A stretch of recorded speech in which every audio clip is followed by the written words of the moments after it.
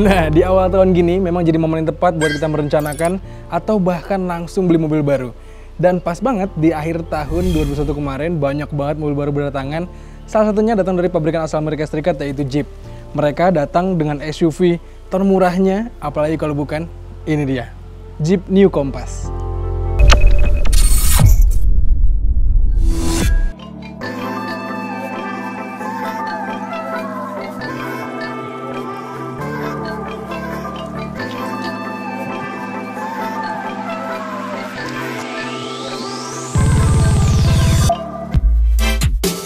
Jeep New Compass ini didatangkan langsung sama PT Das Indonesia Motor selaku APM dari Jeep di Indonesia.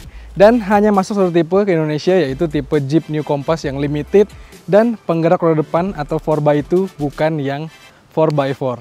Mobil ini pastinya datang ke Indonesia dengan alasan untuk mengisi pasar pencinta Jeep, tapi dengan budget yang terbatas mungkin ya, belum cukup untuk beli Wrangler ataupun Gladiator.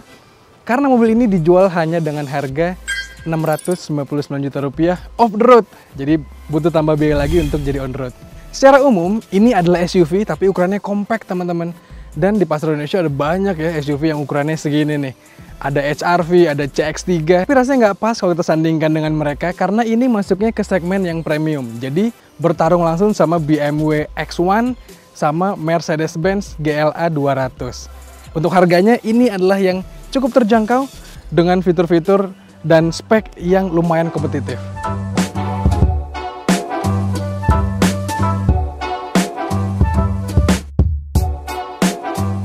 Secara tampilan jelas New Compass ini atau Compass terbaru ini masih memakai bahasa desain Jeep yang kelasnya entry level atau medium level. Mirip sama kayak Cherokee, Grand Cherokee, dan masih identik dengan Compass yang lama. Tapi sekarang tampilannya lebih segar, lebih modern, dan lebih canggih.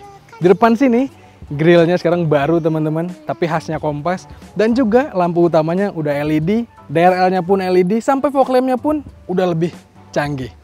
Tampilan depannya segar banget. Sedangkan tampak sampingnya ikonik juga teman-teman.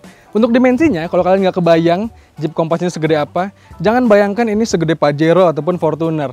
Mobil ini panjangnya sebenarnya selisih sedikit sama Mercedes-Benz GLA atau selisih 30 mm dibandingkan dengan Toyota Rush. Sementara lebarnya mirip dengan Corolla Cross dan juga tingginya mirip dengan Honda CR-V. Kebayang nggak tuh? Seginilah dimensinya. Kalau dari samping detailnya sih, ini ada logo kebanggaannya Compass dan peleknya gagah banget. Kita lihat nih. Peleknya pakai pelek Parang 5, ukuran 18 inci dibalut dengan ban Bridgestone ukurannya 225, profil 55 teman-teman. Peleknya sih gagah ya di tipe ini ya. Kalau yang lama single tone gitu, kalau ini dual tone. Pun warna bodinya sekarang dual tone teman-teman. Jadi lebih keren lagi. Sedangkan tampak belakangnya, wah nggak kalah ikonik teman-teman. Tapi sekarang lebih modern dan lebih segar. Lampu belakangnya lebih canggih dengan LED di sini. Ada emblem limited menandakan ini trimnya. Dan dari belakang ikonik sekali lagi-lagi. Kita buka bagasinya. Sekarang udah power tailgate teman-teman. Bisa dibuka langsung, bisa juga dari kuncinya. Bagasinya cukup luas untuk ukuran compact SUV dan bisa di-extend lagi kalau kurang dengan melipat jok baris keduanya. Secara umum, desain yang ditawarkan sama Jeep Compass ini memang ikonik banget dan cocok lah buat kalian-kalian yang udah bosen sama SUV yang itu-itu aja di jalan raya. Ini bisa jadi pilihan secara desain.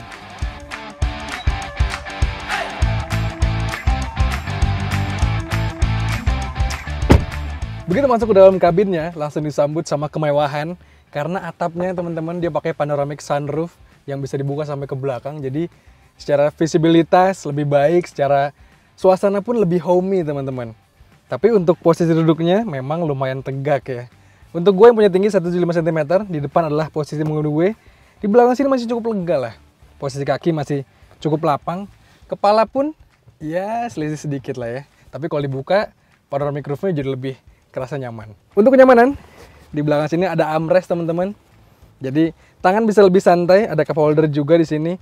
Terus juga di belakang sini ada blower AC, ada soket pengecasan dan yang paling asik ada soket triprong atau kita bisa pakai colokan 3 yang kayak rumah. Jadi ngecas laptop pun rasanya oke lah.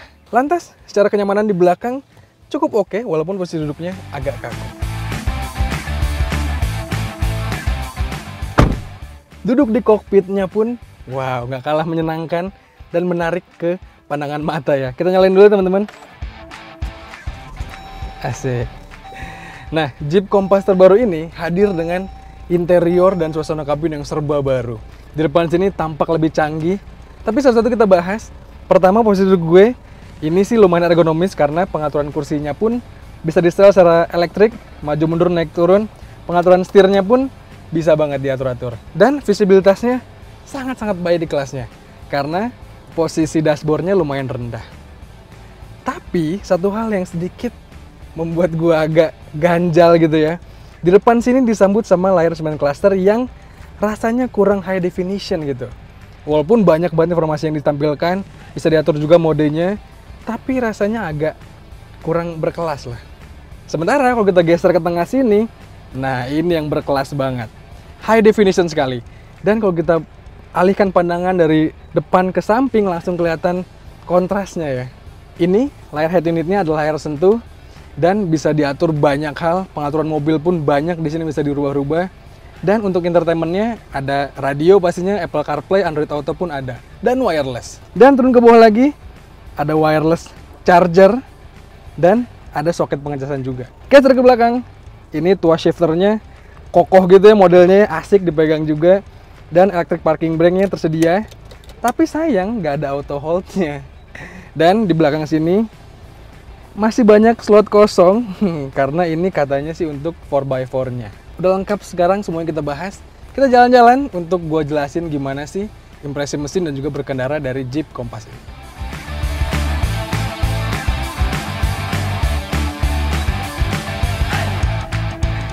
Nah, pertama kali kita jalan-jalan sama Jeep Compass ini, yang langsung terasa adalah ini mobil Amerika, teman-teman, punya kekedapan suara yang sangat-sangat baik. Suara ban ini karena kita di jalan yang paving block ya, jadi memang sedikit-sedikit terasa, tapi kalau di aspal bener-bener nggak kerasa teman-teman, minim lah. Suara mesinnya pun demikian teman-teman, di putaran rendah apalagi hampir nggak masuk suaranya, tapi kalau kita gas lebih dalam, di putaran yang cukup tinggi suara mesin terasa. Tapi suara mesinnya menyenangkan karena mobil ini pakai turbo.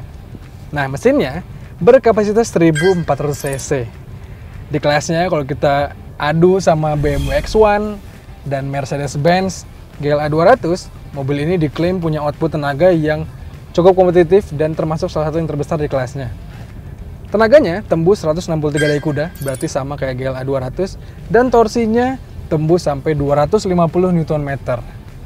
Jadi, output tenaganya nggak bisa diremehkan lah. Meski demikian, satu hal yang menurut gua sedikit mengganggu adalah mobil ini dibekali dengan transmisi 7 percepatan dual clutch, teman-teman, disalurkan ke dua roda depan alias front wheel drive. Dan penyaluran tenaganya itu di putaran rendah ketika mau launch gitu ya, mobil ini agak sedikit delay gitu. Jadi kita sih makainya agak greget, khususnya di putaran bawah dan kalau sering pakai di stop and go atau di kemacetan kayak gitu. Jadi menurut gua mobil ini ya di putaran rendah memang bukan yang terbaik lah. Tapi ketika masuk ke putaran menengah dan ke atas, ini mesinnya memang buas banget teman-teman. Nih coba kita colek ya. Wow. Memang ketika main di putaran di atas 3000 rpm, mesinnya langsung mengeluarkan tenaga yang sesungguhnya. Tapi masalahnya memang mobil ini tuh lebih pantas dipakai di perkotaan untuk sehari-hari. Jadi rasanya dengan transmisi kayak gitu ngebuat kita agak sedikit canggung lah makanya.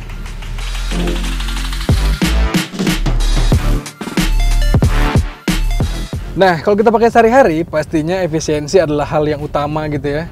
Walaupun mobil ini mobil yang nggak murah, tapi tetap aja lah namanya bahan bakar untuk uang gitu ya, harus diperhitungkan. Mobil ini setelah kita tes sehari-hari, dipakai rute harian teman-teman dengan kecepatan rata-rata 25 km per jam, mobil ini tembus di angka 10,9 km per liter. Cukup baik. Dan juga untuk dipakai rute tolnya, untuk dipakai rute dengan kecepatan yang lebih konstan, lebih tinggi, mobil ini bisa tembus di angka 16,9 km per liter. Angka segitu, not bad at all. Jadi cukup baik.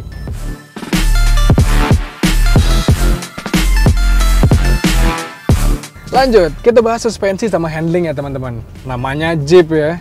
Mobil ini hadir dengan suspensi yang luar biasa, asik banget. Meredam jalan jelek bisa sangat baik, jadi ke kabin pun tidak terguncang terlalu gimana-gimana.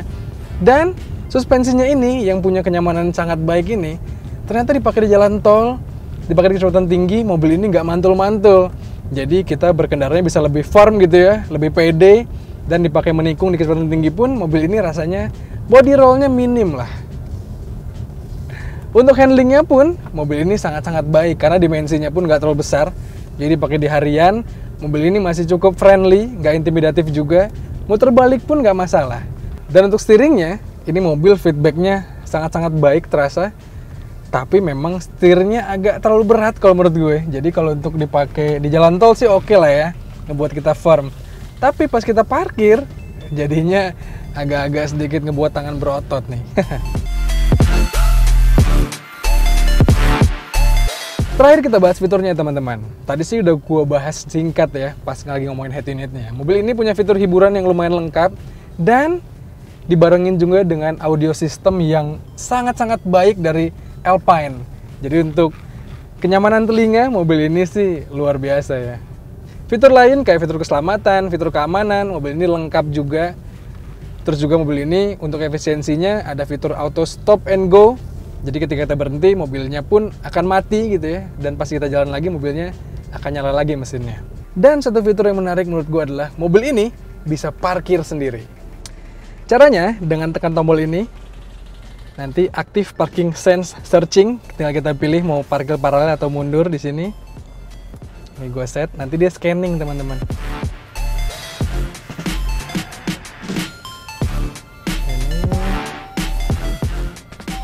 Tuh, space found, stop and remove hands from wheel. Oke. Kita disuruh ngelepas tangan, pindah shift ke gear. Check surrounding, move backward. Suruh ngeliatin ya. Nah, langsung masuk. Ini nggak gua gas, cuman gua jaga-jaga di rem aja. Sip, dia bisa menyesuaikan ya.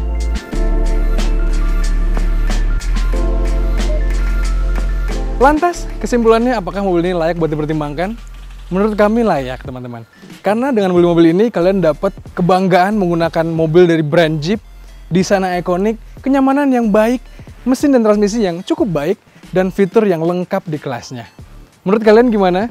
Pendapat kalian apa soal mobil ini? Coba kalian sampaikan di kolom komentar di video kali ini. Dan seperti biasa, main-main dengan kami di Detik Auto, dan juga tonton video lain dari kami di kanal 20 Detik. Sekian aja teman-teman, gue pamit.